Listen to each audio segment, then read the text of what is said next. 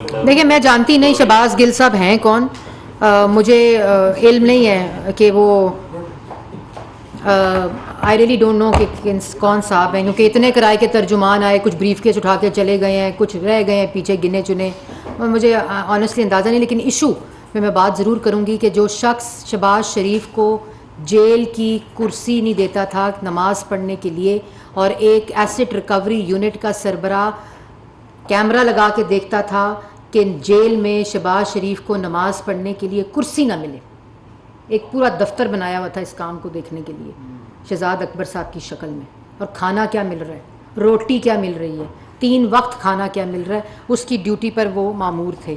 लेकिन दूसरी तरफ जब शहबाज शरीफ साहब वज़ीर आज़म बने तो उन्होंने आते ही रिव्यू किया सिक्योरिटी को, क्योंकि ये कंटेनर पर अल मारूफ अमर बिल मारूफ, मदीना की रियासत, बैरूनी मुल्क साजिश,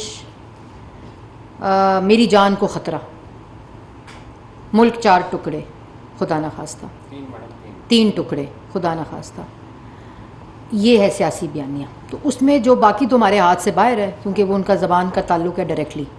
जो सिक्योरिटी थी वो हमारा फ़र्ज़ था, उसको रिव्यू किया गया। रिकॉर्ड के मुताबिक जो वज़ीर आज़म की सिक्योरिटी थी वो उनके पास मौजूद थी।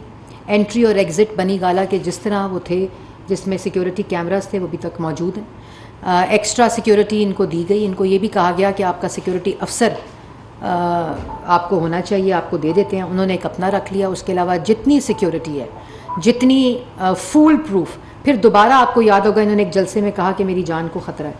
उसके बाद दोबारा रिव्यू हुई, तमाम वज़राए आला, तमाम चीफ सेक्रेटरीज प्रोविंसेस के, इंटीरियर मिनिस्ट्री को दोबारा मरासले गए वफाक की तरफ से कि इनकी सिक्योरिटी जहाँ जहाँ ये ट्रैवल करें, इनकी सिक्योरिटी को फुल प्रूफ बनाया जाए और किसी किस्म की इसमें गुंजाइश ना हो जहाँ कोई भी खुदा न खास्ता इवेंट हो सकता है। तो ये इसकी हकीकत है। बाकी जो मौसूफ आपने कहा मैं उनको जानती नहीं। मैडम, अब और कितनी पेट्रोल कब बढ़ेगा, कितना बढ़ेगा, क्या भाई पूरी बात तो सुन ले। अवाम में अब ये बात हो रही है कि आप पता नहीं कहाँ तक ये महंगाई जाके रुकेगी। थोड़े इस बारे में विचार बता दें, बजट में मजीद कितना अवाम पे बोझ पड़ेगा। दूसरा एक बड़ी तनकीद हो रही है जो प्राइम मिनिस्टर के तुर्की जाने से पहले, तुर्किया जाने से पहले जो इश्तिहारात लगे थे अखबारों में, उस बारे में बता दें। क्या बहस हो रही है? काफी तनकीद हुई है जो इश्तिहारात। देखिए, आपको एक इश्तिहार याद है, वो हम मसरूफ थे। एक इश्तिहार आया था 100 दिन के बाद, हम मसरूफ थे झूठ बोलने में, गाली देने में, नालायकी में, नाअहली में, मईशत तबाह करने में, मुल्क का सोशल फैब्रिक तबाह करने में, मुल्क की जेनरेशन्स तबाह करने में हम मसरूफ थे। मैं ये घटिया सियासत, गंदी सियासत कुछ जवाब देने ही नहीं चाहिए। मैं जानती हूँ हुकूमत पाकिस्तान में पूरी ज़िम्मेदारी से उस ऐड की ज़िम्मेदारी भी लेती हूँ। 75 ईयर्स ऑफ पाक तुर्की डिप्लोमेटिक रिलेशनशिप की इस्टेब्लिशमेंट में, जिसमें पूरी तुर्की में इश्तिहारात और मुहिम चलाई गई, और हमने सिर्फ वजारत इत्तलात के लेवल पर चलाई, वहाँ प्रेसिडेंशियल लेवल के ऊपर चली। प्रेसिडेंट हाउस के अंदर जो असल में ना, मैंने एक बात करनी थी आप लोगों से, मैं भूल गई, अब अभी करने लगी हूँ। ये जो खुदा न खास्ता जो बयानात आए इमरान खान साहब, पता किस चीज़ के इन्फ्लुएंस में आए? वो तुर्की में अर्दोगान, प्रेसिडेंट अर्दोगान ने, जो तैयब अर्दोगान ने जो रिसेप्शन दी शहबाज शरीफ साहब को, जो गार्ड ऑफ टीवी फुटेज मौजूद है, दोनों कंपेयर करके टीवी चला दे, सऊदी अरेबिया की भी चला दे। और क्यों मिली? ये खाली रिसेप्शन की बात नहीं होती, ये एतमाद होता है। और एतमाद था तो जब चीफ मिनिस्टर शहबाज शरीफ साहब थे तो आप सिर्फ टर्क, जो गवर्नमेंट ऑफ तुर्की थी, उस पे जो G2G प्रोजेक्ट्स थे, चाहे वो हेल्थ के हों, चाहे वो तालीम के हों, चाहे पब्लिक ट्रांसपोर्ट के हों, चाहे इंफ्रास्ट्रक्चर के हों, जिन सबको नाराज़ किया, सबको नाराज़ किया। मैं आपको तफसील बताऊंगी कल, एक एक मंसूबे की तफसील बताऊंगी जो लोगों के साथ हुआ, यहाँ सरमायाकारों के साथ। यहाँ कार्टल्स और माफिया बैठे हुए थे जो अपनी जेबें भर रहे थे और इन्वेस्टर को आने नहीं दिया। अगर इतने बड़े 30 मार खान थे तो क्यों नहीं सीपैक का कोई मंसूबा आया? क्यों नहीं चाइना से कोई और मंसूबा आया? क्यों मंसूबे बंद कर दिए गए? क्यों सऊदी अरेबिया के मंसूबे बंद कर दिए गए? क्यों कतर के मंसूबे बंद कर दिए गए? 3 रुपए 2 रुपए पे जब LNG मिल रही थी, आज 26 रुपए पे मिल रही है, क्यों नहीं ली? बात इनकी करो तो दिन और रात का ना पता चले गुजर जाए इनकी नालायकी के किस्से और दास्तानें सुनाओ तो। जिस गंध को साफ करते करते हमारे दिन और रात गुजर जाते हैं, जिस आग को बुझाते बुझाते हमारे दिन और रात गुजर जाते हैं, ये इनकी लगाई हुई चीज़ें। हम तो इनको मुल्क वो देकर गए थे जो 6% पर तरक्की कर रहा था, 2%, 2.6% पे महंगाई थी, सीपैक के मंसूबे थे, लोड शेडिंग 0 के ऊपर थी। ये नालायक प्रोजेक्ट्स को मुरम्मत ना कर सके, जो ट्रांसमिट करनी थी वो नहीं दे सके, ये पेट्रोलियम का बंदोबस्त नहीं कर सके, पेट्रोलियम मसनूआत का बंदोबस्त नहीं कर सके, हमें जेलों में डाल दिया कि LNG खुद खरीदी थी। आज इन सबको जेलों में डालना चाहिए जिन्होंने नहीं खरीदी, और मुल्क के अंदर ये लोड शेडिंग का जो एक पूरी वेव आई हुई है। इनको शर्म नहीं आती, भाषण देते हैं, फिर मुझे लोग कहते हैं आप गुस्से में आ जाती है। आप कहते हैं कि आप इनके साथ गुस्से में, किस तरह गुस्से में ना आऊं? आज अवाम महंगाई में पिसी हुई है, बेरोजगारी में पिसी हुई है, कर्जों में पिसी हुई है, गुस्सा ना चढ़े तो क्या हो? इंसान के दिल में आग लग जाती है जब इनके नलायकी, नाअहली और करप्शन के किस्से इंसान सुनता है, और जो इनकी नलायकी की वजह से अवाम ने खमियाजा भुगता है और आज जो अवाम भुगत रही है,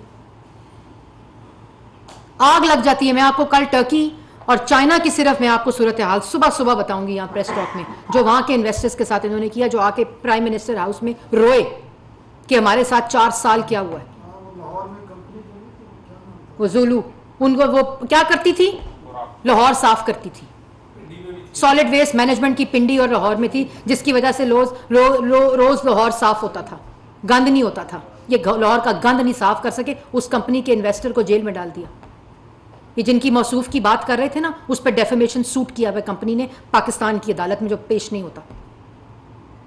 ये इन्वेस्टर्स के साथ सलूक किया है। ये सुबह सारा बताऊंगी आपको। लास्ट ये बता दें कि एक वजीर आजम जिसने 50 लाख का देने का वादा किया, आपकी हुकूमत ने उसको बेकार किया हुआ है, वो बनी गाला नहीं आ सकता। तो क्या वजह है कि हुकूमत जो है वो उनको रोके हुए है और उनके खिलाफ क्या इक़दाम उठाने जा रहे हैं? क्योंकि उन्होंने आज भी कहा है कि उनके खिलाफ आर्टिकल 6 का मुकदमा दर्ज हो रहा है। क्या हुकूमत ऐसा कोई इक़दाम उठाने का सोच रही है? देखें, बात यह है, पहला आइन शिकनी का इक़दाम 11 अप्रैल की आइनी वायलेशन, आइन शिकनी, 5-0 का फैसला सुप्रीम कोर्ट। दूसरा, डी चौक का ऐलान सुप्रीम कोर्ट के फैसले की कंटेम्प्ट। ये कब आना था? 25 तारीख को आना था उस वक़्त। फिर हर वो मंसूबा जिसकी आपने अभी बात की, जिसमें ये डिले, देखें खाली करप्शन तो दास्तान ही और है इनकी। मतलब जो हम देखेंगे कि तराने लगा रहे हैं, हम क्या देखेंगे? फराह गोगी का बैंक अकाउंट देखेंगे, मतलब वो अलग बातें हैं। लेकिन जो इनकी नालायकी, इनकी नाअहली की वजह से जो इन्वेस्टर और जो नुकसान पाकिस्तान का हुआ है, वो इख्तियारात को नाजायज़ इस्तेमाल करने के इल्ज़ाम हम पे लगाए, तो इख्तियारात ही इस्तेमाल नहीं हुए कार्टल्स और माफियाज़ की जेबें बनने के लिए। इख्तियारात इस्तेमाल हुए और इन्वेस्टर्स को भगा दिया, उनको जेलों में डाल दिया। किसी ने कहीं सुना है कि दोस्त मुल्क की इन्वेस्टमेंट कंपनी आई हो इन्वेस्टमेंट करने के लिए और वो मंसूबे इन्वेस्ट कर रही हो, आपने नैब की जेल में डाल दिया? कभी किसी ने सुना होगा दिमाग में? और ये सारे फैसले, रज़ात भाई, ये मैं आपको इंपॉर्टेंट बात बता दूं, ये इन्होंने कोई सोते हुए नहीं किए, जानबूझ के खुली आंखों खुले कानों के साथ किए। ये बाय डिज़ाइन सारे फैसले हुए। ये जो तकसीम की बातें हैं, ये जो आज कह रहे थे गद्दार और पता नहीं चोर और गद्दार की बात कर रहे थे। गद्दारी मुल्क के साथ और क्या होती है? ये मैं गद्दार नहीं कहूँगी, मैं कभी गद्दार नहीं कहूँगी अपने सियासी बयानिए के लिए। मैं किसी महंगाई मईशत की चीज़ में कोई सियासी ट्विस्ट नहीं दूंगी। हमने अपनी सियासत को कुर्बान किया, मैं कभी सियासत को बीच में नहीं लेकर आऊँगी। लेकिन 4 साल ये मुल्क के साथ झूठ बोला गया, मुल्क को तबाह कर दिया, मुल्क की मईशत को तबाह कर दिया, आवाम को बेरोज़गार कर दिया, रोज़गार को तबाह कर दिया इन्होंने जो मुल्क के साथ किया। लेकिन हम ना उम्मीद नहीं है, हम सलाहियत भी रखते हैं, नीयत भी रखते हैं, सोच भी रखते हैं, फ़िक्र भी रखते हैं, कैपेसिटी भी रखते हैं, एक्सपीरियंस भी रखते हैं, तजर्बा भी रखते हैं। इंशाल्लाह करेंगे और जहाँ जहाँ वायलेशन हुई है उसको पकड़ने की भी हिम्मत रखते हैं। क्या कंसल्टेशन जारी है, उसका प्रोसेस आइन में वजह है। हम नैब न्याजी गठजोड़ की तरह अपने किसी शख्स को नैब गर्दी के लिए या FIA को DG को इसलिए नहीं लाएंगे कि वो सियासी मुखालफिन को जेलों में डालें। हम पार्लियामान के कंसल्टेशन के साथ, अपोजिशन लीडर के साथ पूरे प्रोसेस को कंप्लीट करके हर अदारे का चेयरमैन भी लगाएंगे और उसमें नैब भी मौजूद है।